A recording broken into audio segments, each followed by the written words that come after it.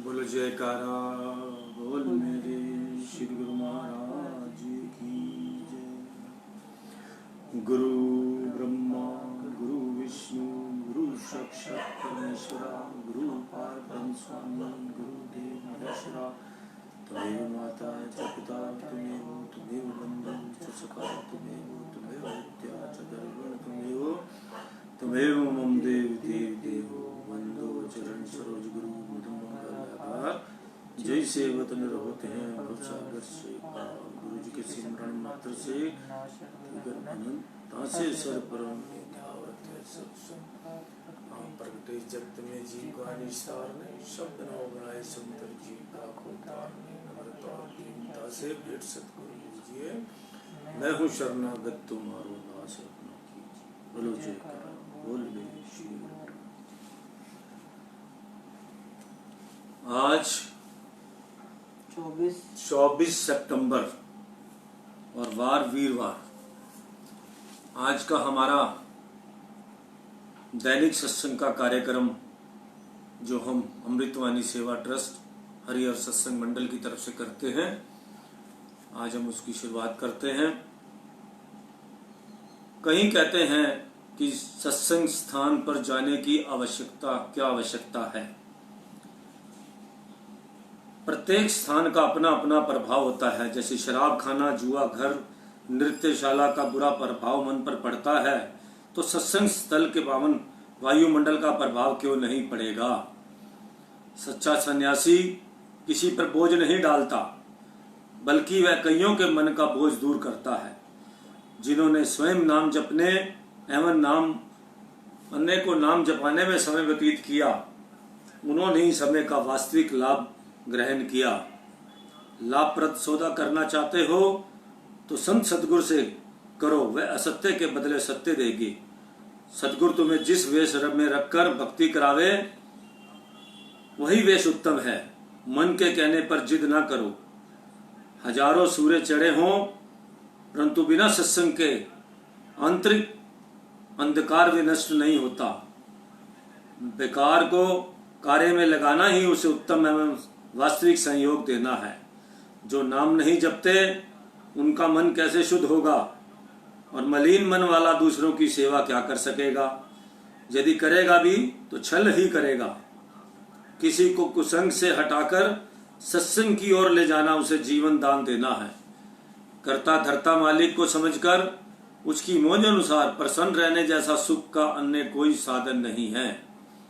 गुरु कृपा प्राप्त किए बिना मुक्ति उपलब्ध नहीं होगी।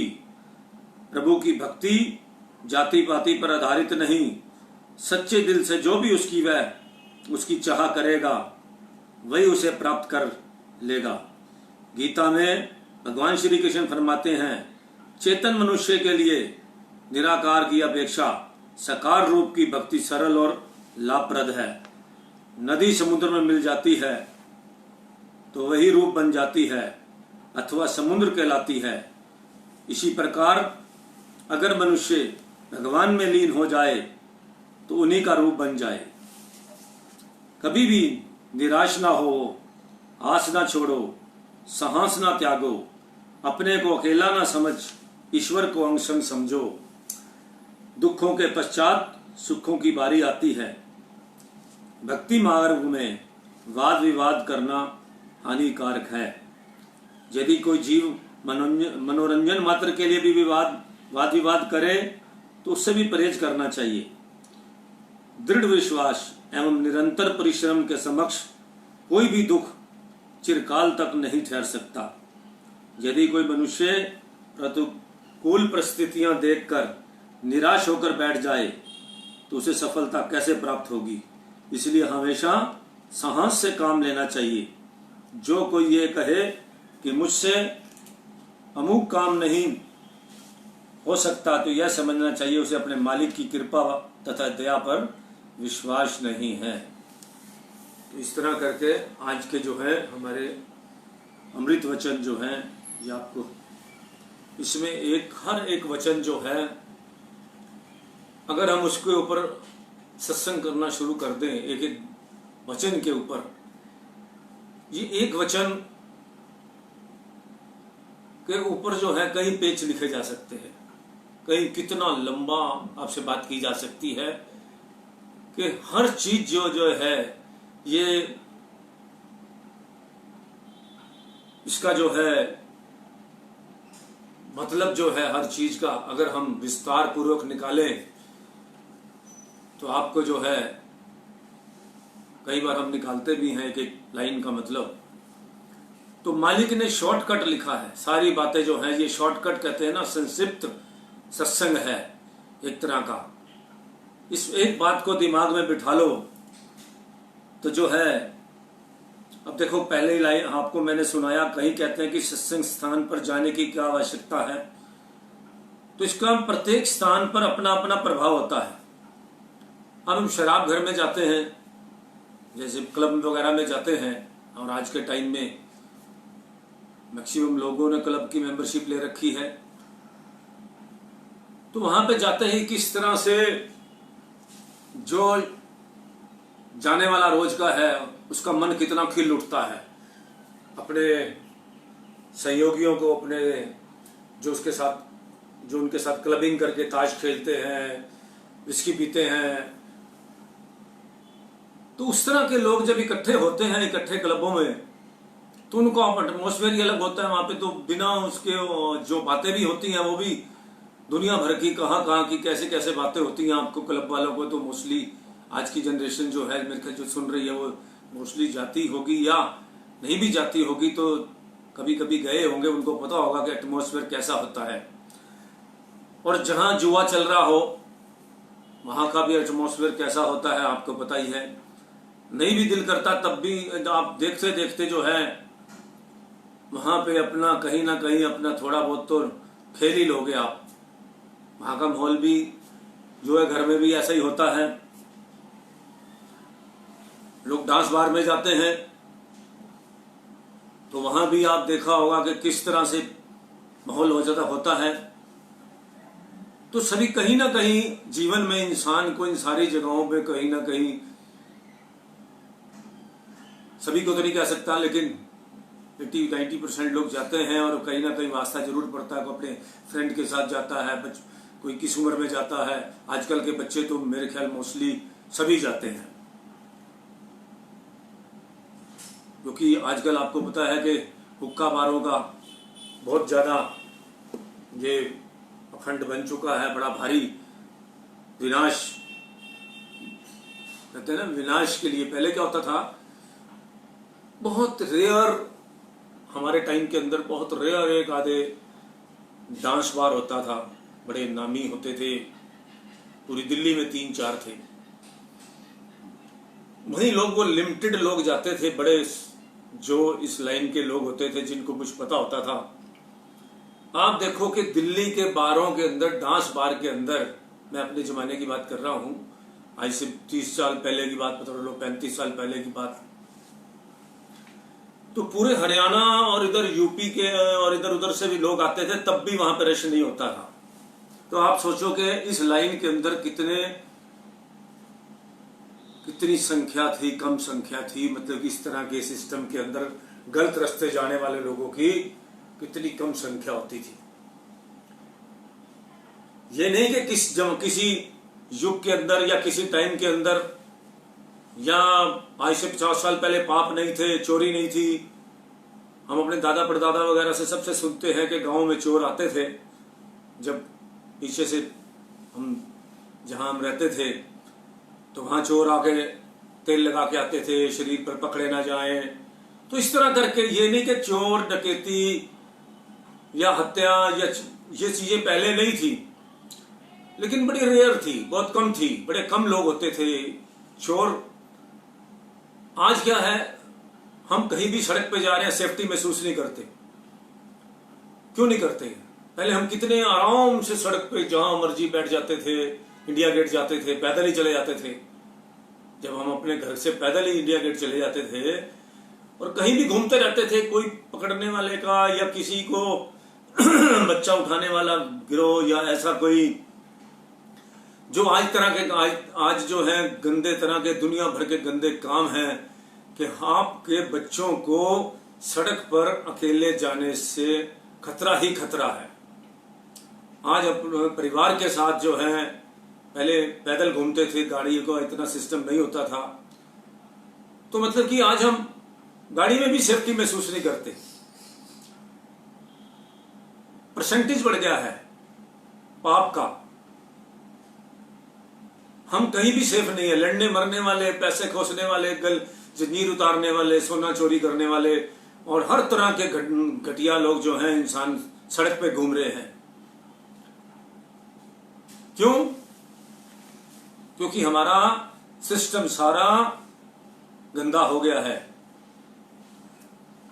कहते हैं ना, पानी बहुत ज्यादा गंदा हो गया है। अब इसको साफ करने के लिए बहुत ज्यादा मशीन की जरूरत है। संसार को इस टाइम साफ करने के लिए जितनी संसार के अंदर पिछले 20 सालों के अंदर गंदगी आई है और जो टाइम पर रोकने की सरकार की कोशिश नहीं हुई, आज उस वजह से ना कोई किसी की मदद करता। 20 साल के अंदर पहले फिर भी कोई आदमी सड़क पे गिरता था, लोग उठा के हॉस्पिटल ले जाते थे, या 25 साल पहले लगा लो। बड़ी दोस्ती थी, बड़ी सिस्टम था, हर आदमी एक दूसरे के साथ। 20-25 साल के अंदर इतना परिवर्तन आया, गंदगी बढ़ती गई, मगर किसी ने उस गंदगी को बढ़ने से रोका नहीं। हर तरह की गंदगी बढ़ी, पैसा ज्यादा आया, 2 नंबर का पैसा जो है बहुत फैला 20 साल 25 साल के अंदर। प्रॉपर्टी के रेट कहां से कहां चले गए। ये सत्संग का ही एक ज्वाइंट पार्ट है जो मैं आपसे करता हूं। कारण क्या है, आपको बेसिक बातें पता होनी चाहिए कि हम गंदे कहां से हो गए, हमारे विचार कैसे हो गए। हम पहले मददगार थे, हम मददगार क्यों नहीं है अब। पुलिस का सिस्टम बिगड़ गया, डरपोक हो गई, डंडा छीन लिया गया, ये सारा माफिया सिस्टम बन गया। आज देख रहे हैं हम नशे का माफिया कैसे निकलता जा रहा है।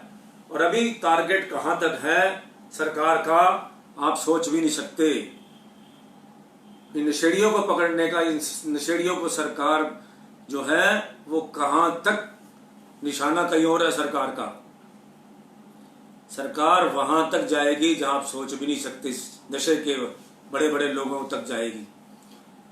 हर चीज का माफिया मुझे लगता है मोदी सरकार तोड़ रही है। दिख ही रहा है आपको, इसमें क्या कहना मुझे, कि हर चीज के अंदर जो है, और बिल्कुल ऐसा होना चाहिए, पावर नहीं होनी चाहिए। एडमिनिस्ट्रेशन जो है, लीडरों के पास इतनी पावर नहीं होनी चाहिए। हर चीज के ठेके होने चाहिए, बाकायदा सफाई के ठेके हो, सिस्टम हो, ऐसा हो, जो भी हो, प्राइवेटाइजेशन का जो भी सिस्टम होता है कि हमें सब कुछ, देश अगर चमकाना है तो कुछ ना कुछ बदलाव तो लाना ही पड़ेगा। हम गंदगी की तरफ चल पड़े,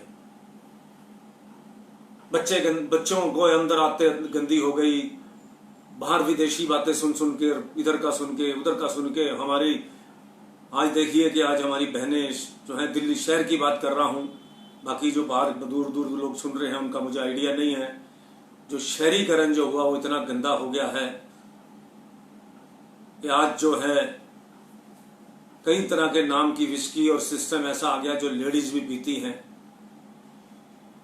जिन पी रही हैं, शादियों में भी देखता हूं मैं, सब जगह जाते हैं। आज सिस्टम, ये बच्चों को कैसे सुधारा जाएगा। एक टाइम होता था कि इंसान, आदमी का जो काम होता था वो पैसे कमाना होता था, और औरत का काम होता था घर संभालने का काम। बड़ा सुचारू रूप से सिस्टम चलता था, वो बच्चे संभालती थी, और जो है जेंट्स जो है, अब जरूरतमंद लेडीज जो है उनको फिर, या जिनको घर बैठने का वो नहीं था, तो वहां से शुरुआत हुई। लेडीज भी अपना काम पे जाने लग गए, उन्होंने भी अपना पढ़ाई लिखाई भी बढ़ गई, सिस्टम बढ़ गया, तो उनको भी अपना नौकरियां ज्वाइन की। और बच्चे जो हैं पीछे से, आज हमारे बच्चे जो रुले हैं, आज हमारे बच्चों की प्रॉब्लम जो हुई है, परवरिश ठीक नहीं हुई, उसका कारण यही है। क्योंकि ये नहीं कि मेरे परिवार में या किसी के परिवार में काम करने वाली लेडीज नहीं है, या जो है जिनके बच्चे ऐसे पले नहीं हैं, उनको जो है जब प्रॉपर गाइडेंस चाहिए थी उन बच्चों को 14 साल से लेकर 13 साल से लेकर और 16 साल 17 18 साल तक बच्चे को 5 साल तक बच्चे के एक लेवल में तो बच्चा चलो 10 साल में 8 साल तक चलो बच्चा जो है वो छोटा होता है, उसको इतनी समझ नहीं होती, लेकिन जब समझने लगता है तब उस टाइम उनको जो काम करने वाली लेडीज थी उन्होंने अपने बच्चे को परवरिश नहीं दी। आज सबसे बड़ा जो हमारे देश के अंदर सिस्टम गड़बड़ा गया है उसके पीछे कुछ बड़े बेसिक कारण हैं। भक्ति की तरफ क्यों नहीं चले? जब सवेरे रोटी बनाकर आप 8 बजे घर की जो है चले जाएंगे और पीछे आया के जिम में बच्चा लग जाएगा तो बच्चा क्या सीखेगा आप बताओ सारा दिन के अंदर। पहले क्या होता था, एक टीचर के लेवल तक तो लेडीज काम करती थी, टीचर्स होती थी स्कूल में पढ़ाने के लिए आधे दिन में, और घर वाले परमिशन भी कर देते थे कि चलो टीचर है, अच्छी जॉब है। लेकिन अभी धीरे धीरे करते करते जो है, चाहे जरूरत नहीं भी है पैसों की तब भी लोग घर से बाहर निकलने के लिए लेडीज जो हैं वो अपना वर्क करती हैं। तो आज देख लो उनके बच्चे, मैंने लाइन लगाकर लिस्ट बता सकता हूं और उनकी हिस्ट्री सुना सकता हूं, जिनके औरतें जो हैं जिन्होंने काम किए और उनके बच्चे जो हैं आज बर्बादी के कगार पे हैं, बिल्कुल बर्बाद। ना फैमिली लाइफ ठीक है, ना शारीरिक सिस्टम ठीक है, क्योंकि पीछे से जो आया वगैरह थी उनको जहां वो रखते थे जैसे भी करते थे उनका पालन पोषण प्रॉपर ढंग से नहीं हुआ। माँ बाप का जो है, माँ का जो है बच्चों को जो है परवरिश के अंदर बहुत बड़ा हाथ होता है। वो अपने बच्चे को कदम कदम पर जो है उसको ठीक करती है।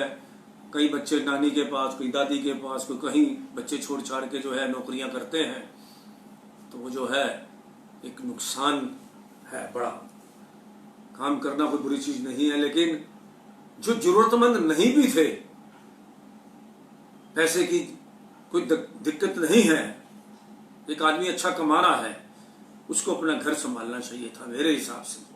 आज बच्चों के साथ प्रॉब्लम यही आ रही है, जो बच्चे बिना माँ बाप के, बिना गाइडेंस के, माँ चली गई ड्यूटी पे, वो रात को आई थकी टूटी, चाय पी, 2 रोटी बनाई, उनको बच्चों को खिलाया और उसके बाद वो अपना जो है, उसके बाद कोई बच्चों से बातचीत नहीं, थका हुआ आदमी आता है सो जाता है। तो कब बच्चों को पता लगा, जब माँ बाप को पता ही नहीं लगता था कि भाई जो है आदमी भी काम से है, वो भी काम से है, संडे सैटरडे है, वो भी अभी भी चले गए अपने अपने सिस्टम से। तो बच्चे तो क्या रह गए, अधूरे, प्यार से भी अधूरे, सिस्टम से भी अधूरे। फिर वो माँ बाप के बच्चे कहना कैसे मानेंगे? मैं खुद देख रहा हूं। मैंने ये सत्संग करने से पहले, ये बात करने से पहले, मैंने कई दिन पहले जो है इस चीज पर रिसर्च किया, चारों तरफ अपने देखा, उनकी एक मैंने सिस्टम बनाया कि क्या ऐसा जो बच्चे के माँ बाप जो है नौकरी करें, माँ भी नौकरी करी और फादर भी कर रहे हैं, तो उनके बच्चों का भविष्य क्या बना। मैंने 10 एग्जाम्पल चुने और 10 के अंदर मैंने देखा 10 के अंदर बर्बादी थी। क्योंकि कोई अच्छा जो नहीं काम कर रहा लेडीज, तो वो वैसे काम खोल के बैठ गई। बच्चों की केयर करना बहुत जरूरी था, बच्चों को संस्कार देने बड़े जरूरी थे। आज बच्चों को कुछ भी नहीं पता कि किसी के मरने पे करना क्या है, या किसी के उनको अफसोस तक जाहिर नहीं करना आता। हाँ, कुछ लेवल पे अच्छी उम्र में जाके कुछ पता लग जाए तो अलग बात है। आज के बच्चों को कुछ नहीं पता, अकेले हैं वो। परिवार के अंदर भी सभी ऐसे धीरे धीरे ऐसे ही माहौल बनता जाएगा। आज हमें अपने बच्चों को अपने साथ जोड़ के रखने और बच्चों को संस्कार देने बड़े जरूरी थे। वो संस्कार से ही हमारा समाज बनता है। अच्छे संस्कारों से समाज बना हुआ था, और अच्छा समाज बना हुआ था। एक दूसरे की मदद करते थे, एक दूसरे के परिवार के साथ सुख दुख बांटते थे, बच्चे आपस में बातचीत करते थे। ये सब काम था लेडीज का, जो है जिसकी वजह से सारे परिवार जुड़ते थे। जब वो बीच में से कड़ी गायब हो गई सभी के, तो सिस्टम सारे बिगड़ गए। मैं खुद फील करता हूं सारी बात को, क्योंकि हमारी फैमिली में भी बहुत सारी ऐसे सिस्टम बातें हैं। तो सभी की परिवार के अंदर मैं रिसर्च करता हूं कि ये हम लोग सब बिगड़ क्यों गए, हमारा समाज खराब क्यों हो गया? कहाँ ऐसे वायरस, किस चीज के वायरस आए जिससे हमारा भक्ति कहां से होगी बताइए? अगर सही काम हो जाए वो भी बहुत बड़ी बात है। हमारे बच्चे सच, पवित्रता से, ईमानदारी से सब कुछ करें। मैंने आपको कहा था कॉल सेंटर के अंदर बच्चों को झूठ बोलना सिखाया जाता है। लाखों बच्चे झूठ बोल के पता नहीं किस फ्रॉड कॉल सेंटरों में काम करते हैं, और जिससे क्या है कि वो बच्चे बर्बाद होते जा रहे हैं। कोई माँ बाप ये नहीं देखता कि भाई मेरा बच्चा जो है कॉल सेंटर में क्या करता है, वो झूठ बोलता है, सच बोलता है, क्या करता है, वहां उसका वर्किंग क्या है। बस पैसे चाहिए, क्योंकि छोटी उम्र में कॉल सेंटर वाले को 10,000, 12,000, 15,000 की 10वीं पास की सैलरी मिल जाती है। ऐसी ऐसी बातें बताऊंगा आपको, दिल को छू जाएंगी। मैं ज्यादा बता नहीं सकता क्योंकि बहुत कड़वी बातें हैं। आदमी सोचता है कहानी ले लो, किस्त बच्चा चुका देगा, कॉल सेंटर में लगा दो इसको, क्योंकि पढ़ना तो नहीं पढ़ रहे कई बच्चे।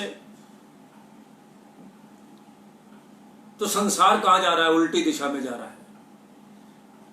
सीधी दिशा क्या थी?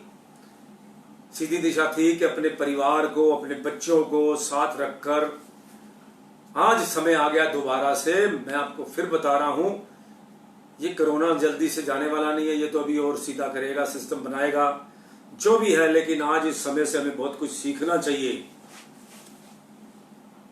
आज लोग इतने डरे हुए हैं, कोई किसी के दुख में शामिल नहीं होता। दूर से टेलीफोन पे ही सभी, एक टाइम होता था लोग अस्पतालों तक जाते थे पूछने के लिए। शायद ये दोबारा टाइम आए ना आए, कुछ पता नहीं है। वो गेट के, अस्पताल के गेट वाले से लड़ते थे, डॉक्टर से कहते थे मुझे 2 पास बना के दो, 4 पास बना के दो। आपको अगर याद हो, अस्पतालों में जाने के लिए पास मिलते थे जब प्राइवेट हॉस्पिटल जाते थे, कोई एडमिट होता था, और धक्के मार मार के जो है वो गार्ड निकालते थे अपने रिश्तेदारों के पास से, हटो हटो हटो, जाओ जाओ जाओ, मिलने का टाइम खत्म हो गया। और तब भी वो बैठे रहते थे। आप सोचो वो प्यार कभी दोबारा आएगा? जिन्होंने ये टाइम देखा है वो उसकी बात कर रहा हूं। आज क्या होता है कि एक आदमी बीमार पड़ा है, उसको नीचे ही आपको पता लग जाएगा कि मर गया, जिंदा हो गया, नीचे अनाउंसमेंट हो जाएगी, सब काम खत्म। कितना सिस्टम हमारा बदलता गया, बदलता जा रहा है, बदलता जा रहा है, बदलता जा रहा है। उसके पीछे हम कारण तलाश नहीं करते और उसका इलाज भी नहीं करते। हम भेड़ो चाल हैं, भेड़ो चाल की तरह चल रहे हैं। पैसा पैसा पैसा पैसा, और पैसे एक कमाने के बाद उस टाइम आदमी जब कमा लेता है उसका पेट भर जाता है। पहली बात तो भरता नहीं है, लेकिन फिर भी कई लोगों का भर जाता है। बड़े बड़े सेटिस्फाइड लोग हैं हमारे जैसे, एक लेवल पे जाके सोच लेते हैं कि भाई देखो किस काम का पैसा। अगर हम बीमार हैं, शरीर खराब कर लिया अपना पैसा कमाने में, वो पैसा किस काम का? कहते हैं सेहत गई तो 50% एंजॉय खत्म है हमारा जिंदगी का। एक पार्क में हमारे कोई मित्र थे, वो हमें एक बात सुनाते थे कि चरित्र गया तो सब कुछ गया। अगर शरीर का लॉस हो गया तो 50% समझो कि हम खत्म हो गए। तो इस तरह करके हमारा बहुत कुछ जो है, पैसा जाने से इतना कुछ नहीं होता जितना जो है शरीर अगर खराब हो गया तो भोगने का आपके पास साधन ही नहीं है। पैसा कमाने में आप इतने मगन रहे कि अपने शरीर को आपने खराब कर लिया। क्यों? डे नाइट आपने मीटिंग कर, वो कर, ये कर, शराब पी, सारा दिन मीटिंग। वो जो है आप एक बहाना भी मिल जाता है सारी चीजों का कि पैसा कमाने गए थे जी, शरीर का ध्यान रखा नहीं। मैक्सिमम लोग, एक बहुत बड़े व्यापारी हैं बेचारे, 60 साल में ही दोनों भाई चले गए, बिजनेस कमा कर करके, पैसा इकट्ठा कर करके। बहुत बड़ा चित्रों का व्यापार है, होलसेल का था, और होलसेल के व्यापार को बढ़ाने के चक्कर में बेचारे 60 साल की उम्र थी जब वो रोटी भी नहीं खा पाते थे। इतनी हालत उनकी खराब थी कि जो है बीमारियां लग गई धंधा बनाने में। तो पैसा अगर शरीर देकर पैसा कमा लिया तो हमने क्या करा, अब इस टाइम में सब कुछ अनबैलेंस कर लिया है। अब नेचर हमारे को बैलेंस कराने में लगी हुई है। अपना खाना पीना ठीक करो, सिस्टम को ठीक करो। आज हम भी समझते हैं कि 85% जो है फूड इंडस्ट्री फेल हो गई है, और अब जब लोग हैं, अब भी फूड इंडस्ट्री जो है, क्यों लोग मैक्सिमम होटलों पे खाना खाते थे। एक टाइम का तो खाना जो है बाहर से आना ही आना है, और जो खिलाने वाले थे, बनाने वाले थे, बड़े आउटलेट की तो बात छोड़ो, जो थोड़ा बहुत जिनका नाम था और साफ सफाई से बनाते थे, जो ऐसे खुल गए थे, कोई सफाई नहीं, कोई कुछ नहीं, कोई तेल का पता नहीं कौन सा यूज हो रहा है। सारा आज अस्पताल क्यों नहीं भरे हुए, कहाँ गए वो सारे पेशेंट? जितने भी अस्पतालों में पेशेंट होते थे दुनिया भर के भरे रहते थे। कोरोना तो नहीं था उस टाइम, तब भी जगह नहीं मिलती थी। आज वो पेशेंट कहाँ चले गए? बहुत परसेंटेज थोड़ा रह गया जिसको ऑपरेशन कराना है, या वही पेशेंट जो है, बाकी कहाँ चले गए? क्योंकि उनका खाना घर से खाने लग गए, वेजिटेरियन हो गए, कुछ का स्मोकिंग छूट गई, और मैक्सिमम लोग टाइम पर सोने लग गए। जब बाहर निकलना नहीं है या इधर उधर जाना नहीं है तो लोग सोने का टाइम उनका चेंज हो गया, तो सेहत जो है लोगों की सुधरने लग गई। और जो मेडिसिन पे पैसा लगता था वो पैसा जो है कम हो गया, लगना बंद हो गया, मेडिसिन कम हो गई। तो इस तरह करके जो है इंसान जो है अब इधर इसी माहौल को लंबा तो नहीं चला पाएगा। अगर जो सुधर गए परमानेंट के लिए वो तो सुधर ही जाएंगे, उनको बाहर की खाने से भी दिक्कत आएगी। अब भी हमने कल परसों बाहर जाना है माता जी के लिए हरिद्वार, तो घर से ही खाना सोच बना के जा रहे हैं। तो मतलब कि अब ये ऐसी ऐसी आदतें पड़ गई हैं कि बाहर खाया ही नहीं जाएगा, क्योंकि स्वच्छता पवित्रता जो घर पे मिलती है वो कहीं थोड़ा मिलती है। तो ये सब लेडीज ने अपना रोल जो है अपना खराब कर लिया था, जेंट्स ने अपना रोल खराब कर लिया, जिस वजह से ये सारा हमारा सिस्टम, जो हमारा हिंदुस्तान जो है, हमने फॉरेन स्टाइल बनाने की कोशिश करी। कभी भी अपने आदतें इंसान को कभी नहीं छोड़नी चाहिए, अपना व्यवहार, अपने संस्कार कभी नहीं बदलने चाहिए। हमारा एटमॉस्फेयर अलग है, हमारा सिस्टम अलग है, हमें अपना खाना अपना सिस्टम से खाना चाहिए। किसी को देखकर लाल मत्था देख के कहते कि जो लाल अपना दीवार नाल मार के लाल नहीं कर सकते, लाल तो अपने आप होता है। तो इस तरह करके जो है हमें अपने सिस्टम को सुधारना चाहिए।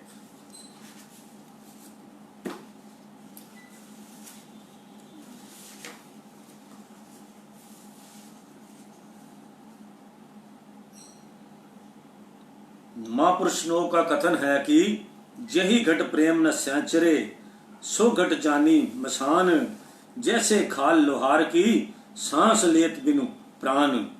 परम संत कबीर दास जी फरमाते हैं, जिस मनुष्य के हृदय में प्रेम की लगन नहीं है उसका हृदय शमशान के सदृश सूना है, और वह स्वयं जीते जी मृतक समान है। जिस प्रकार लोहार की थोकनी निर्जीव खाल होने पर भी सांस लेती है, वैसे ही प्रेम से हीन मनुष्य भी देखने में निस्संदेह सांस लेता है, चलता फिरता और काम करता दिखाई देता है, परंतु यथार्थ में वह मृतक ही है। प्रेम ही से संसार का अस्तित्व है। संपूर्ण सृष्टि में प्रेम ही फैला हुआ दिखाई देता है। मनुष्य तो मनुष्य है, पशुओं में भी प्रेम की भावना पाई जाती है। प्रेम ही के आधार पर सृष्टि स्थित है। सभी प्राणी प्रेम के सूत्र में परस्पर बंधे हुए हैं। जो भक्ति का रास्ता है उसके अंदर सबसे शॉर्टकट जो भगवान कृष्ण ने भक्ति बताई है वो प्रेमा भक्ति बताई है। इसीलिए मैं हमेशा आपको एक बात कहता हूं, एक तो आप अपने गुरु समझकर पाठ करते हैं, अपना इष्ट देव समझकर पाठ करते हैं। अगर आप वो एक थोड़ा सा बीच में फिर भी पड़ता रह जाता है कहीं ना कहीं, अगर आप उसको भगवान को अपना दोस्त, अपना सखा, अपना माता पिता, अपना सब कुछ बना के उससे प्यार करके अगर हम उससे जो है अपना पाठ, अगर वो हम उसके साथ लगाव अपना बनाते हैं, जिस भी आप इष्ट देव को मानते हैं, तो आपका ध्यान जो है जब अपने मालिक की तरफ रहता है तो मालिक का ध्यान आपकी तरफ रहता है। सबसे शॉर्टकट जो है वो प्रेमा भक्ति है। अगर आप अपने प्यार भगवान से एक बात पूछ कर करते हैं, हर चीज उनसे जो है अपने, देखो भगवान से बातें करना कोई मुश्किल काम नहीं है। आप जब, आपको पता है कि जब हम फूल लेकर जाते हैं, कोई डेथ हो जाती है, सभी के अंदर जितने भी हैं, जितने भी हमारे हिंदू धर्म के अंदर जो भी जलाते हैं और अपने अपने परिवार की अस्थियां लेकर जब जाते हैं,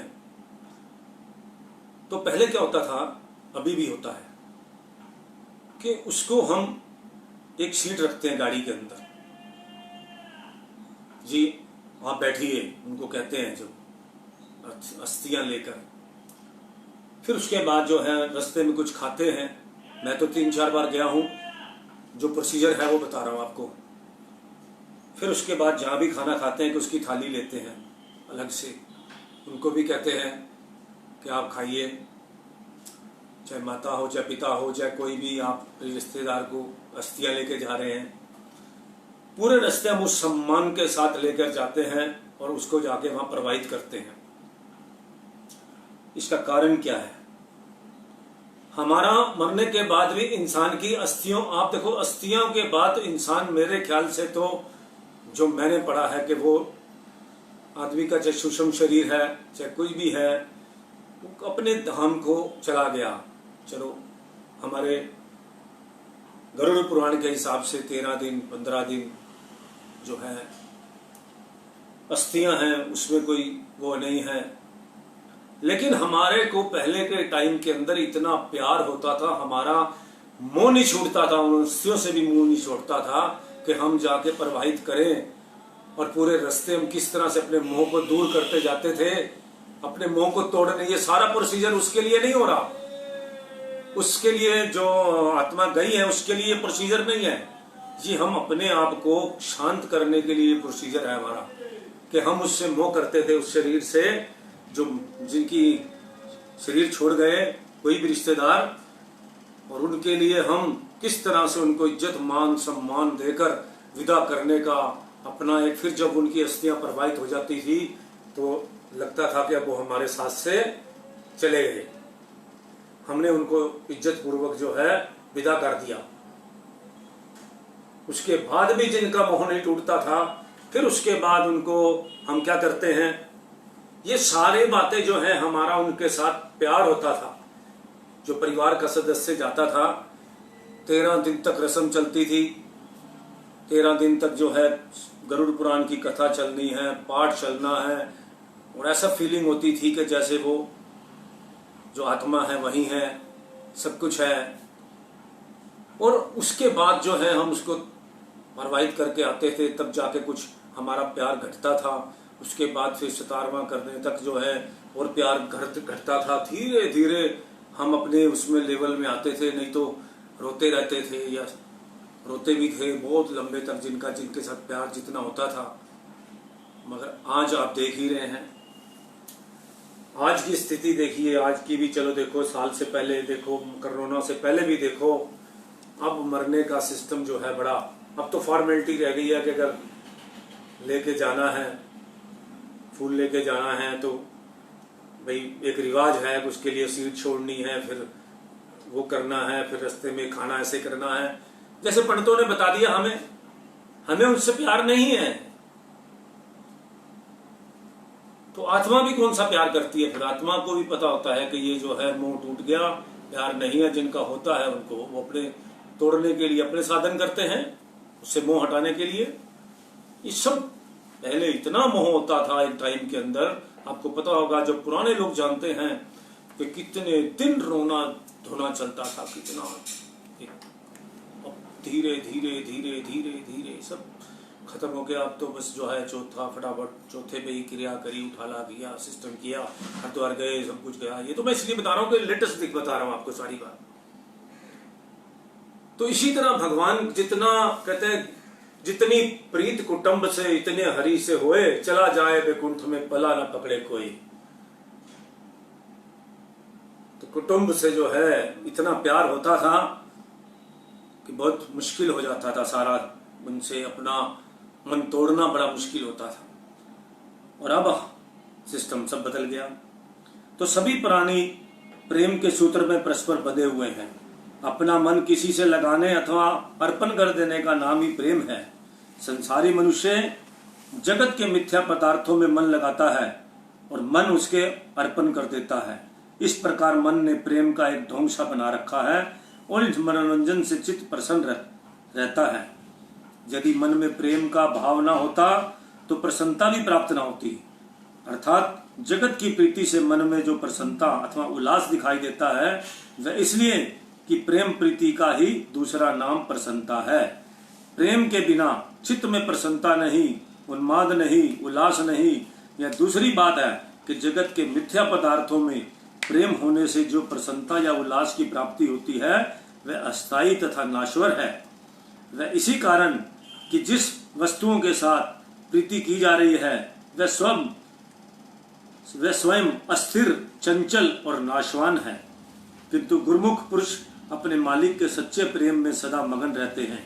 मालिक के चरणों का प्रेम उन्हें सदैव प्रसन्नचित्त तथा आनंद विभोर बनाए रखता है। यह सच्ची प्रसन्नता तथा सच्चा आनंद है। इसके विपरीत संसारी प्राणियों तथा पदार्थों की प्रीति में जिस प्रसन्नता का अनुभव होता है वह स्थायी एवं सच्ची नहीं, वह तो मात्र मन का धोखा है। इसी मिथ्या संसारी प्रेम का ही दूसरा नाम मोह है और मोह को ही संतों ने दुख का घर कहा है। मोह सकल व्याधीन कर मूला, ते ही ते पुनि उपजे बहु शूला। श्री रामायण उत्तराखंड में लिखा है। श्री रामायण में कहा गया है मोह ही समस्त क्लेशों का मूल है और इसी से चलकर अनेक क्लेश भी उत्पन्न होते हैं। विचार करो तो मालूम होगा संसार में जितने भी दुख क्लेश प्रकट होते हैं वह सब मिथ्या मोह से ही उत्पन्न हुए हैं। संसार की प्रीति स्थायी नहीं, इसलिए उससे उत्पन्न होने वाली प्रसन्नता भी स्थायी नहीं।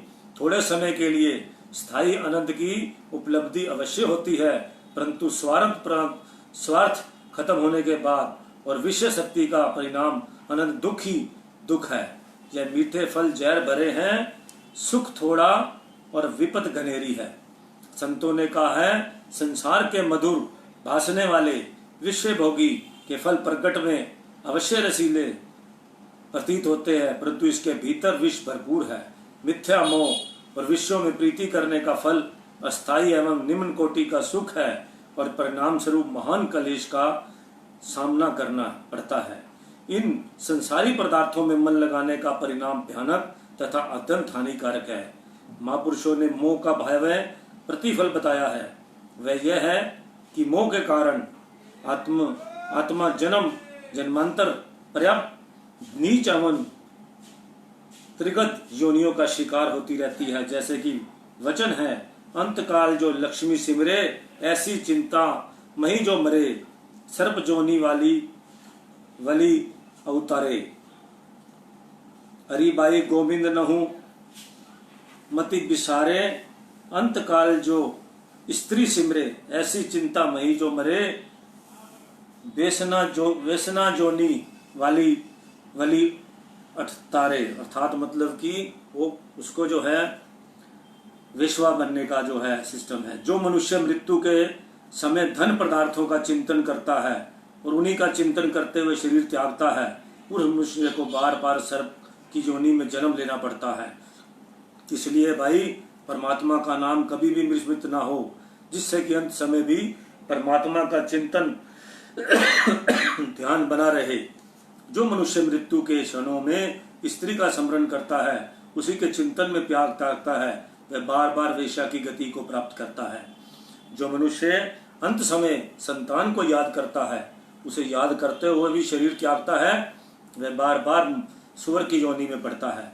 जिस मनुष्य को मरते समय घर महल अटारियां आदि का ध्यान आता है, उन्हीं का ध्यान करते हुए वह शरीर छोड़ता है, वह बार बार प्रेत बनता है। श्री त्रिलोचन जी का कहना है जो मनुष्य अंत समय परमात्मा का चिंतन ध्यान करता है और परमात्मा का स्मरण करते हुए देह त्यागता है, ऐसे मनुष्य के हृदय में परमात्मा का निवास होने से वह जनन मरण के चक्कर से मुक्त हो जाता है। मनुष्य संसार के प्राणी पदार्थों में बैठा तो मन तो लगा बैठा है, परंतु यह प्रेम नहीं, यह तो मिथ्या मोह है। और इसका फल क्या है। यही कि जिस पदार्थ के प्रति मोह होगा उसी के अनुरूप जन्म लेना पड़ेगा। इसी प्रकार योनियों का ये चक्र बार बार चलता रहता है। तथा सच्चा प्रेम क्या है? वह जो मालिक और सदगुरु के चरणों में किया जाए। यह प्रेम मनुष्य को वास्तविक अर्थों में सुखी तथा आनंद रूप बनाता है और आत्मा को उसके अपने ठिकाने अर्थात निज धाम में पहुंचाता है। यही मालिक का प्रेम ही जीव की सच्ची पूंजी अथवा निजी संपत्ति है। मालिक से प्रेम करने का ये फायदा है कि सीधा निज धाम, जब आप उसको अपना समझोगे तो अपने आप आपको फूल की तरह लेके जाएंगे। तो ही पीर जो प्रेम की पाका सेती खेल, कांची सरसों पेल करी खली भया ना तेल।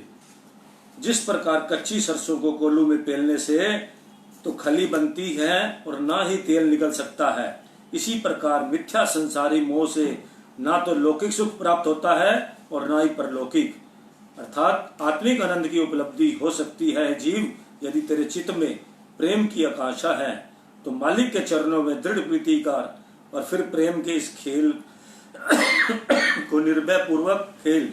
इंद्रियां सुख से संबंधित मिथ्या पदार्थों के साथ जो प्रीति की जाती है वह कच्ची सरसों को पेलने जैसी बात है।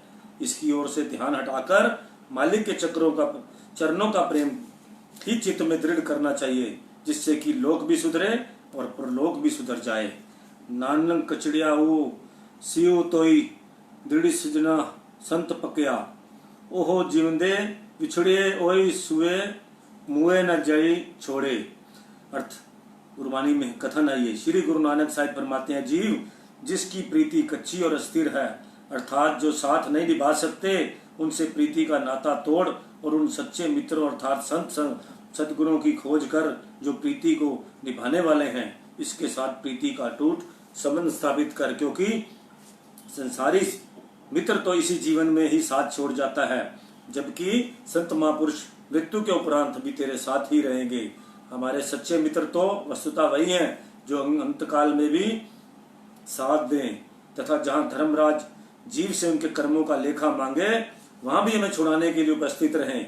वह सच्चे मित्र संत महापुरुष हैं। इस बात को सुनकर कोई आश्चर्य न करे और न सोचे कि संत महापुरुष तो यहाँ अर्थात इस लोक में निवास रखते हैं, फिर वहां अर्थात परलोक में क्यों कर साथ दे सकेंगे। वस्तुतः महापुरुषों के दो स्वरूप हुआ करते हैं। उनका एक रूप तो यहाँ जगत में जीवों को चिताने और उनको कल्याण करने के लिए उपस्थित रहता है तथा दूसरा रूप जो ज्योति स्वरूप है, ठीक उनके लौकिक तथा भौतिक रूप की ही आकृति में अर्थात अत्यंत दिव्य व ब्रह्मांड में हर समय उपस्थित रहता है। उनका वही दिव्य रूप ही परलोक में शिष्य सेवक का साथ देने वाला है। जिस सेवक की चित्त वृत्ति प्रेम पूर्वक सदगुरु के ध्यान में एकाग्र हो तो वही प्रेमी उसके ज्योतिर्मय स्वरूप का दर्शन अपने घट में कर सकता है। तदोपरांत यही स्वरूप हमेशा सेवक के अंग संग रहता है और यही उसे निज धाम तक पहुंचाने वाला है। ध्यान एवं प्रेम के द्वारा जीव महापुरुषों के सदा अपने साथ रहता रख सकता है तथा सदगुरु महापुरुषों जिसके साथ हैं, धर्मराज की क्या मजाल है कि ऐसे सेवक से कर्मों का लेखा जोखा मांग सके। अब लोग ये सोचते हैं कि गुरु महाराज जी तो हमारे यहाँ हैं, तो आगे कैसे जाएंगे। और हमें जब सिखाया जाता है कि सकार रूप की भक्ति करो, भगवान कृष्ण ने भी कहा है, सभी ने कहा है कि जब तक सकार की भक्ति करोगे तो निराकार की प्राप्ति होगी। वही सकार हैं, सकार रूप में हमारे को यहाँ मिलते हैं और निराकार में वो आगे सूक्ष्म प्रकाश रूप में जो है हमारे, उसी रूप में हमें जो है, इसीलिए हमारे को अपने गुरुओं का ध्यान लगाने के लिए अपने जो है त्रिकुटी में कहा जाता है कि यहाँ अपने गुरु महाराज जी का ध्यान लगाकर अपने मालिक को यहाँ अपने आसन पर बिठाइए और जो अपने साथ रखिए। वो इसी रूप में हमारे साथ जब रहते हैं तो फिर वो इसी रूप में हमारे साथ ही हमारे को साथ लेके चले जाते हैं और आगे भी जाके वो खुद अपना न्याय करते हैं और अपने साथ अपने धाम में लेके जाते हैं। कितना इजी सिस्टम है, देखा जाए तो कितना इजी सिस्टम है। हम धन पदार्थ दौलत दुनिया भर की चीज को अपने चित्त में बसाकर उनको अपने साथ ले जाएंगे तो आपको पता है वो जन्म कौन सा मिलेगा। वो जन्म क्या मिलेगा। अगर हम धन को बसाएंगे क्या क्या अगर हम वैसे आइडिया लगाए हैं तो हम अपने साथ क्या ले जाते हैं। अगर हम बच्चों से मोह करते हैं, बच्चों में मोह चला गया, और ऐसा आपने बड़ी बड़ी कथाएं सुनी हैं। एक ऋषि थे, उनका आम में मोह चला गया, वो आम में जाके कीड़ा बन गए। फिर भगवान कृष्ण ने जब देखा कि भाई वो जो है इनका जो है सदगति नहीं हुई, तो वो उसको आम को जो है वो वहाँ से वो मरे। तो जो भी हुआ मतलब वो जाके पहुंचे वहाँ पे, अटक गए रास्ते में। बड़े बड़े संत अटक गए क्योंकि ध्यान चला गया कहीं और, स्वाद में चला गया किसी, उसको में जाके कीड़ा बन गए। अब कहीं ऐसा होता है जैसे अमरूद में भी कीड़ा होता है, तो कैसे बनता है वो। जब मरते टाइम जो है कईयों का ध्यान चला गया अगर अमरूद खाने में, या उधर स्वाद की तरफ चला गया तो उधर चले गए। तो ये तो एक नेचर का सिस्टम है। अंत काल जो है समय में, और इसीलिए कहते हैं कि ये प्रकाश क्यों दिया दिखाया जाता है कि फटाफट दिया जलाओ। दिया इसलिए जलाया जाता है कि अंदर का दिया, अंदर की बात उसको याद आ जाए कि मुझे अब जाने का टाइम हो गया है मेरा। दिया अगर आप किसी के सिरांदे में मरे हुए के रख देंगे उसका कोई फायदा नहीं है। मैंने खुद देखा, दिया जलाया है। हमारी प्रधानी जी थे, हमारे परनाना जी थे, तो मैंने खुद दिए का सिस्टम देखा। उन्होंने उस दिए का मतलब वहां तक तो स्थिर था, वहां तक उस दिए का मतलब निकलता था। फटाफट उसको जो है पता लगता था कि इनकी जो है नेचुरल मृत्यु होने वाली है, उसको फटाफट उनको जो है नीचे उतार देते थे। नीचे उतारते ही वो इतने चितन होते थे भगवान की, उनकी पुरानी, क्योंकि पुराने लोग जो है वो माला बड़ी जपते थे, नाम जपते थे मालिक का, बड़े चितन रहते थे। आज के लोग तो बीमार रहते हैं, मानसिक भी बीमार हैं, शारीरिक भी बीमार हैं, हर तरह से बीमार हैं आज के लोग। आज के ये बात पक्की निश्चित है, बहुत चितन लोग बहुत कम हैं, चेतन लोग बहुत कम हैं, जिनको इस चीज की सुध रहती है कि अब हम मरने वाले हैं, अब हमें नीचे उतार दिया गया है, फटाफट दीपक जला दिया गया है, दीपक हाथ में दिखा दिया गया है, अब हम मरने वाले हैं, और फटाफट जो है उनको वो अपना भगवान की तरफ ध्यान लगा लेते थे 1 मिनट के अंदर, क्योंकि वो सारा दिन नाम जपते थे। और जब उनको पता लग जाता था डॉक्टर आ गए हैं 4, उन्होंने डिक्लेयर कर दिया, मैंने खुद देखा, तो डॉक्टरों ने कहा कि ये बंदा जाने वाला है, इसको फटाफट जो है दिया उसकी दिया बत्ती करते थे, और उनको फटाफट दिया दिखाते थे। वो समझ जाते थे कि अब दिया जल गया है, अब हमें अंदर का दिया जलाना है। वो फटाफट अपना अंदर का ध्यान लगा लेते थे और सीधा परम धाम पहुंच जाते थे। ना उनसे डर लगता था, ना उनकी कुछ मौत पे गम होता था, क्योंकि सब ये कहते थे दिया हो गया। हाँ जी, सभी कहते थे हाँ जी दिया मरते टाइम तक इनका हो गया है और इनको दिखा दिया गया है। बस दिया दिखाने का मतलब उनका ध्यान कहीं डाइवर्ट ना हो, वो ध्यान जो है उधर चला जाए। और अब हमने फॉर्मेलिटी कर दी है कि फटाफट नीचे उतारो मरे हुए को और सरांदी दिया रख दो। हमारे गुरु महाराज जी ने भी यही लिखा है, इस ग्रंथ में यही लिखा हुआ है कि दिया दिखाने का मतलब क्या होता है, कि उसको अपने नाम जपने का एक पीछे टाइम से वो बना हुआ आ रहा है सिस्टम, कि पहले संसारी दिया दिखाओगे तो उनको अपने अंदर का दिया जल जाएगा, तो इसलिए दिया दिखाया जाता था। तो इस तरह करके जो है हम क्योंकि हमारे को प्रैक्टिस थी नाम जपने की, पहले हम सब, हमारी दादी नानी सब जो है वो माला जपते थे 24 घंटे राम राम। कोई जो भी जिन्होंने अपने गुरुओं का नाम ले रखा है वो उसका सिमरन करता था, जो भी था। और उनको पता होता था, क्योंकि वो दूसरों को, वो बुजुर्ग जो होते थे वो पहले उन्होंने दूसरों को दिया दिखाया वो होता था, और उनका सबका मतलब जो है वो सब जानते थे। लेकिन आज जो है ये सब, वही मैंने आपको बताया कि आज के टाइम के अंदर सारी चीजें जो है फॉर्मेलिटी हो गई हैं। अब कुछ नहीं रह गया, अब तो सिर्फ क्या है कि उसको किसी को नहीं पता कि फल क्या है, क्रिया करने का फल क्या होता था। पहले क्रिया होती थी तो पता नहीं कितना सामान इकट्ठा करना पड़ता था दुनिया भर का, वो आज कर भी नहीं सकता कोई। पंडित होते थे, सिस्टम होता था, बड़ा विद्वानियत के साथ सारा काम होता। अब तो हम भी हरिद्वार जा रहे हैं, वहां भी वो सिस्टम बनेगा, जो है वहीं पे वो ठेका है, बिस्तर भी वही होगा, एक चारपाई को हाथ लगाओ और ऐसे ऐसे करो और उनको दे दो। पहले क्या था तो ओरिजिनल बिस्तर बनते थे, ओरिजिनल चारपाई लाई जाती थी, प्रॉपर ढंग से सारा सामान बनाकर पूरा उनके नामित जो है दिया जाता था 13वें पर, तब जाके ये पूरा सिस्टम होता था। मैंने ये सारी चीजें जो है बहुत बार करी भी है और देखी भी है। मतलब कि अपने सामने जो है हमारे बुजुर्ग जब गए हैं, दादा गए, दादी गए, नाना गया, नानी गई, सब परदादी गई, जो भी गया हमने सब देखा, ये सारी सिस्टम देखा करते हुए कि कितना विधिवत सिस्टम से कितना कुछ करना पड़ता था। और अब होगी फॉर्मेलिटी, अब तो वहाँ ठेका दो और जो है वो जाके अब क्या करेंगे वहाँ जाके। अब इन सब तरह की फॉर्मेलिटी रह गई है कि बस धक्का देना है, हमारा हिंदू धर्म है, बस सिस्टम को बनाना है, फटाफट ये काम कर दो, निपटाना है, निपटाना तो निपटाने वाला काम है। तो मैं चाहता हूं कि इसमें चेंजिंग आनी चाहिए, अपना सिस्टम जो है तो इस तरह करके जो है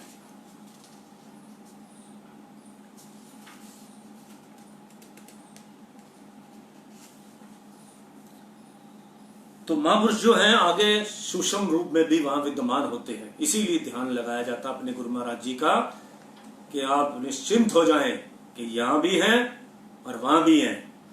किंतु इसके विपरीत यदि मन को सदगुरु के प्रेम में ना लगाकर संसारी पदार्थों में लगाया गया तो परिणाम क्या होगा? याद रखो अवस्था में सभी कठिनाइयां जीव पर आ बनेगी। कौन उन्हें यम काल के फंदे से छुड़ाने वाला होगा तथा कौन जीव का जिम्मेदार बनेगा? मन को तो एक ही ठोर पर लगाया जा सकता है, या तो मन सदगुरु और मालिक के प्रेम में लगेगा या फिर संसारी प्राणी पदार्थों का प्रेम अर्थात मोह मन में स्थान पाएगा। ये दोनों बातें एक साथ तो हो नहीं सकती। शाह इब्राहिम अदम बलक का सुल्तान था, उसका पिता एक पहुंचा हुआ फकीर था, इसलिए उसे भी फकीरी उत्तराधिकार में मिली थी। राज्य कार्य करते हुए उसका मन मालिक के प्रेम में रमा रहता था। अदम बलक का ये शाह का जो है बड़ा नाम है, इसकी कहानी बता रहा हूं आपको। मालिक के प्रेम में रमा रहता था, किंतु फिर भी कुछ समय के लिए पश्चात राज्य के वैभव एवं ऐश्वर्य के ने धीरे धीरे उसके मन में मालिक के प्रेम को कम करना आरंभ कर दिया और फिर ऐसी अवस्था आ गई कि मन में मालिक का प्रेम नाम मात्र रह गया। तब एक दिन उसने स्वप्न में देखा कि फकीरों की सूरत में एक व्यक्ति मकान की छत पर कुछ तलाश कर रहा है। शाह इब्राहिम से पूछा कि भाई तुम यहाँ छत पर क्या चीज ढूंढ रहे हो? वह बोला मेरा ऊँट खो गया है, उसको खोज कर रहा हूँ। शाह ने कहा तेरी बुद्धि जवाब दे गई है क्या? छत पर ऊँट की खोज कर रहा है? अरे भाई मकान की छत पर ऊँट का क्या काम? उसे ढूंढना है तो जाकर जंगल बयाबान में जाकर खोज करो। उस व्यक्ति ने उत्तर दिया ठीक है, मैं बुद्धिहीन सही, परंतु ये शाह मुझसे कहीं अधिक बुद्धिहीन तो तू है कि साम्राज्य के वैभव में मालिक के प्रेम को पा लेना चाहता है। कहाँ मालिक का प्रेम और कहाँ राज्य का डंबर है तथा शौर्य, दोनों का मेल कैसा? योग कहा उस अंतर ध्यान हो गया। उस व्यक्ति ने यूं कहा कि हे भद्रपुरुष, राज्य सिंहासन पर आसीन होकर मालिक के प्रेम की खोज करना मेरे द्वारा मकान की छत पर ऊंट की खोज करने से कहीं अधिक विचित्र है और यह मेरी समझ से भी बाहर है। जो व्यक्ति राज्य वैभव में निमग्न होकर मालिक के प्रेम को ढूंढता है वह मेरी अपेक्षा 7 गुना अधिक बुद्धिहीन है। इतना कहकर वह व्यक्ति शाह इब्राहिम की दृष्टि से ओझल हो गया और उसी दिन से शाह ने संसार से मोह का त्याग कर दिया। बादशाह को उस फकीर की बात जी में लग गई। उसने सोचा मैं तो सचमुच ही राजमद में चूर होकर मालिक के प्रेम को भूलता जा रहा हूँ। प्रबल और तीव्र वैराग्य उसके चित्त में अंकुरित हुआ तथा उसी दिन से राज्य को त्याग कर शाह इब्राहिम फकीर हो गया। इसी प्रकार कुछ समय बीता। शाह इब्राहिम मालिक के प्रेम को पाने के लिए व्यग्र होकर घोर तप करते रहे। घर बार, राज्य वैभव, स्त्री पुरुष आदि की याद को चित्त से विस्मृत कर वह मालिक के सिमरन भजन में लीन हुए जीवन बिताने लगे। किंतु एक बार उसके चित्त को अपने सर्वाधिक प्रिय नन्हे बच्चे ने मोह में विहाल कर दिया, जिसे वह अपनी बेगम की गोद में छोड़कर मालिक का भजन करने के लिए वन में निकल आए थे। उन्होंने अब मोह के इस विकार को चित्त से दूर कर देना चाहा, क्योंकि वह विकार बार बार सिमरन भजन में बाधा उत्पन्न कर रहा था। किंतु पुत्र के मोह का विकार बार बार उभर कर उनके हृदय का मंथन करने लगा। शाह इब्राहिम ने बहुत यत्न किया, परंतु इस विकार का दमन कर सकने में उसे सफलता न मिली। अपने बच्चे छोटे से जो को छोड़ के आए थे उसके मोह में जो है अपना वो फंस गए। इसी अनिश्चितता की दिशा में एक दिन आकाशवाणी सुनाई दी जो उसके लिए पथ पर शिक्षित हुई। वाणी ने कहा, चाहिए तुझको अगर वास्ते सनम, दिल को खाली कर गैर से फर्क यक कलम, या तो बेटे को मोहब्बत दिल में रख, या हमारी ही मोहब्बत दिल में रख। दिल है तेरा एक उसमें है हुजो, उल्फतें दो दो समा सकती नहीं। तो आकाशवाणी हुई, या तो बच्चे की मोहब्बत अपने दिल में रख ले, और या हमारे प्रभु ने उसको आकाशवाणी में कहा, या हमारे को रख ले।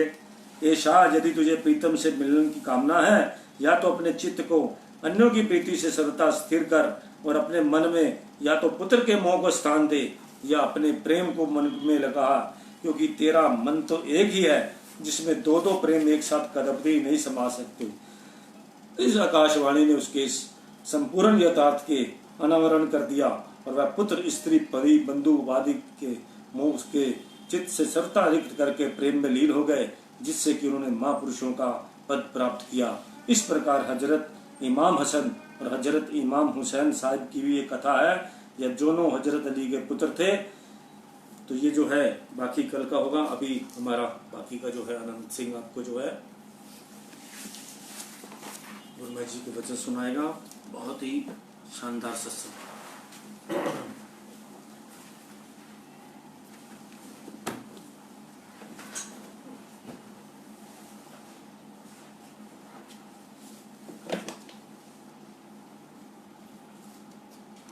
सत्संग निर्मल तीर्थ। कुदरती उसूल है कि हमेशा इंसान को अपनी निजी चीज के मिलने से सुख और खुशी हासिल होती है।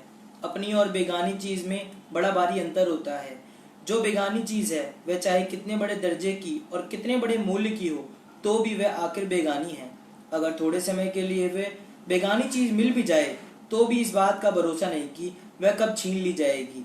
ना ही यह इम्तिनान होता है कि यह चीज अपनी बन सकेगी अथवा मैं इससे लाभ उठा सकूंगा, क्योंकि वह आखिर बेगानी चीज ही है। सब जानते हैं कि बेगानी चीज से सुख अथवा आराम नहीं मिल सकता, उसमें खुशी और शांति कहाँ। लेकिन अपनी चीज मिल जाने से और अपनी जगह पर पहुंच जाने से इंसान निश्चिंत हो रहता है। उसे किसी भी तरह का खटका बाकी नहीं रह जाता। अपने ठिकाने पर हर किसी को सुख और आराम हासिल होता है और अपनी चीज को पाकर खुशी मिलती है। अब विचार इस बात का करना है कि वे अपनी जगह और अपनी चीज क्या है कि किसे पाकर पूरा पूरा आराम, खुशी, शांति और सुख मिल सके। बाहरी संसारी की जितनी भी चीजें इंसान देखता है वे एक हालत में कभी हरगिज नहीं रह सकती। उनकी हालत हमेशा बदलती रहती है। अगर कोई कहे कि बाहरी संसार की इस रचना में या बाहरी सामानों को पाकर सुख प्राप्त होगा तो यह उसकी बड़ी गलती है, जिन्हें वह आमतौर पर सुख और खुशी के समान कहता है। उन सब सुख और खुशी के सामानों को पाकर भी इंसान सुख और खुशी का अनुभव नहीं करता। सब कुछ इच्छा अनुसार मिल जाए तब भी अंदर में सुख और शांति नहीं मिलती। इसका कारण क्या है? सोच विचार कर इंसान खुद देखे। इससे यह प्रमाणित होता है कि इंसान को अपनी निजी चीज नहीं मिली, जबकि इच्छा अनुसार सामान वगैरह को पाकर भी अंदर में खुशी और खुश नहीं मिली। तो स्पष्ट है कि इंसान अपनी जगह और अपने ठिकाने पर नहीं है तथा उसे अपनी निजी चीज प्राप्त नहीं हो सकी। अगर निजी वस्तु मिली होती तो फिर सुख और शांति व खुशी से वंचित क्यों रहता? नहीं, असली बात यह है कि यह जितने भी दुनिया के पदार्थ और सामान जीव देखता है इनमें उसकी निजी वस्तु कुछ भी नहीं है। यही कारण है कि इनके होते हुए भी वह सुख, शांति और आनंद से खाली रहता है। लेकिन अगर कोई इन पदार्थों में सुख और खुशी मानता भी है तो थोड़े समय बाद यह खुशी गमी में बदल जाती है। सुख जो था वह दुख की शक्ल में बदल जाता है अथवा आराम रंज का कारण बन जाता है। ये सब क्या है? एक भारी भ्रम और भूल का चक्र है जिसमें फंसकर जीव दुखी हो रहा है। इसलिए संत महापुरुष संसार में प्रकट होते हैं। वे जीव को इस भयानक भूल और भ्रम के चक्कर में छुड़ाने के लिए आते हैं। वे जीव को उसकी निजी वस्तु दर्शाते तथा उसकी परख कराते हैं। संतों का कहना है कि ए जीव, तू क्या बेगानी चीजों पर खुश हो रहा है? तू तो इनको पाकर दिल में बहुत खुशी मानता है, मगर थोड़े समय बाद जब वह खुशी गमी में बदल जाती है तब कहाँ गया वह सुख, कहाँ गई वह खुशी और कहाँ गया वह आनंद? इसका कारण क्या है? ये सब काल की रचना है। काल चक्र किसी को खुश नहीं देखने वाला। काल और माया ये दोनों जीव के प्रबल शत्रु हैं, मगर खुद जीव इस बात को नहीं जानता। ये शत्रु जीव को अच्छे अच्छे सामान, पदार्थ और मनमोहक वस्तुएं दिखलाकर उसे लोभ में फंसा लेते हैं। जीव अपनी अज्ञानता के कारण इस लोभ में फंस जाता है। वह इस बात पर खुश होता है कि ये मेरे सामान, मेरी जायदाद, मेरे कुटुंब परिवार इत्यादि इत्यादि, बस इसी धोखे में और ख्वाहिशों के चक्कर में मुब्तिला होकर जन्म जन्मांतर तक फंसा रहता है। माया के जिन सामानों को पाकर जीव खुश हो रहा है, अव्वल तो इसी जिंदगी में ही उनकी कोई भरोसा नहीं कि वे कब बनी रहें। पल पल में उनकी हालत बदलती रहती है। देखते ही देखते ये माया के पदार्थ हाथों में आते और निकल जाते हैं। धूप छांव की तरह ये कभी ठहर नहीं सकते, फकत छलावा ही छलावा है। अगर कोई ये आशा रखे कि ये स्थिर रहेंगे तो ये आशा निराशा का रूप धारण कर लेती है। फिर भी मान लिया जाए कि जिंदगी भर माया के ये सामान साथ दे जाएंगे तो भी अंत समय ये सामान और ये चीजें बिछुड़ जाएंगी। जीव सब कुछ यही छोड़ छोड़कर खाली हाथ कूच कर जाता है। वे सामान तो मरते समय बिछुड़ गए, सब चीजें यहीं रह गई, मगर अंतकाल में जो जीव की वासना उनमें रह गई वह तो अपना काम करेंगी। उन पदार्थों की चाह और वासना के कारण जीव जन्म जन्मांतर तक उनके पीछे दुखी और परेशान होता रहता है। क्यों दुखी और परेशान होता है? फकत बेगानी चीजों की ख्वाहिश और वासना के कारण ही यह परेशान हुआ फिरता है। संतों महापुरुषों का जीव की इस हालत पर दया आती है। उन्हें दुख होता है कि ये जीव मालिक का अंश होकर भी क्यों दुखी रहता है। असल में तो यह इसकी सहज अवस्था नहीं है जो अब बनी हुई है। असल में तो यह मालिक का अंश है और आनंद रूप है, मगर ये जीव खुद अपनी सहज अवस्था को नहीं जानता। वह सत्पुरुषों के वचन पर एकदम से निश्चय नहीं करता, इसी कारण दुखी रहता है। मगर जिन प्रेमियों को महापुरुषों के वचनों पर विश्वास होता है और जिनके मन में यह धारणा है, वे अपने काम में लग जाते हैं। जो अपने काम में लग गए उन्हें सुख शांति और आनंद का ठिकाना मिल गया है।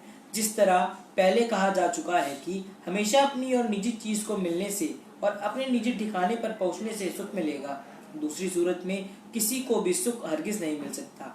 अपना ठिकाना और अपनी वस्तु जब भी मिल जाए उसी क्षण जीव सुख को पा भी लेगा। वह अपना ठिकाना और वस्तु क्या है? वह अपने अंदर है, लेकिन जीव खुद उससे बेखबर है। वह सुख का ठिकाना और सुख का भंडार तो आनंद मौजूद है, मगर यह जीव भूला हुआ है।